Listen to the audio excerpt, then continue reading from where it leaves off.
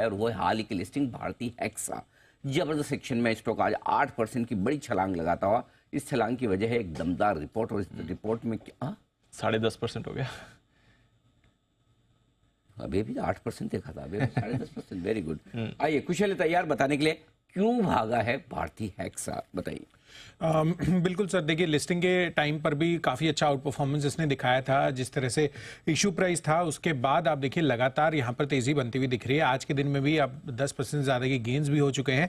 तो जेफरीज की interesting report आती हुई दिख रही है, जहाँ पर खरीदारी की राय के साथ इन्होंने कवरेज की शुरुआत की है और करीबन 1080 रुपये के टारगेट्स देते हुए दिख रहे हैं। अब इन्होंने ये चीज़ कही है कि भारतीय एयरटेल का जो ओवरऑल कारोबार है उसको हटाकर भी अगर आप देखें तो वहाँ पर जो कौन सा ऐसा उनका कारोबार है, बिकॉज ऑफकोर्स भारतीय एयरटेल इनके प्रमोटर है, तो उनका जो फास्टर ग्रोइंग कारोबार है अगर किसी को निवेश करना है तो ये उनके लिए अवेलेबल है, ऐसा जेफरीज मानकर चल रहे हैं। इनफैक्ट वो ये भी कह रहे हैं कि जो ज़्यादा रिटर्न ऑन कैपिटल एम्प्लॉयड और बेहतर एफसीएफ यानी कि फ्री कैश फ्लो कन्वर्जन्स वाले कारोबार है वो यहाँ पर फोकस करते हुए दिख रहे हैं, क्योंकि इस पर आपको ये चीज़ें बेहतर साइट पर देखने को मिलेगी एज कम्पेयर टू भारतीय एयरटेल, ऐसे जेफरीज का कहना है। इनफैक्ट FY27 यानी कि अगले 2 साल में ये एक्सपेक्ट कर रहे हैं कि आय और एबिटा स्तर पर करीबन 16% और 21% की सालाना बढ़त देखने को मिल सकती है, और इस वजह से जो फ्री कैश फ्लो कन्वर्जन्स है उसमें लगभग 40% की ग्रोथ सालाना आधार पर फ्री कैश फ्लो में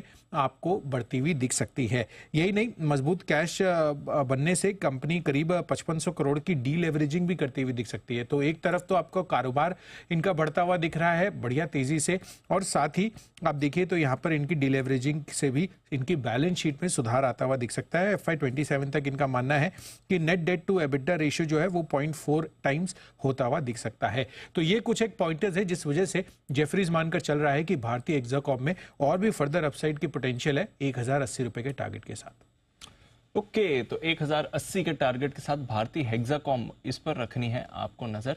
देखते हैं किस तरह का एक्शन इस पर बनेगा। कुणाल जी एक बार जरा नजर डालें, रिसेंटली लिस्टेड है ऑफ कोर्स, तो लिमिटेड डेटा ही होगा, बट आज अच्छा ब्रेकआउट आया, अच्छे मोमेंटम के साथ स्टॉक भी एक्शन में आ रहा है। लिमिटेड डेटा होगा तो काम भी कम ही करना पड़ेगा, कमी डेटा तो क्या करना है, फटाक से निकल जाएगा। क्यों बंसल जी, डेटा ज्यादा होते तो ज्यादा मेहनत लगती है ना। अनिल जी एक मिनट रुकिए, बंसल जी की पहले सुबह से बंसल जी से बात नहीं हुई मेरी जी। नहीं अनिल जी डेटा कम हो तो अनिल जी ज्यादा मेहनत लगती है, डेटा सफिशिएंट है तो सब कुछ आसानी से हो जाता है। डेटा कम हो तो अनिल जी मेहनत ज्यादा लगती है।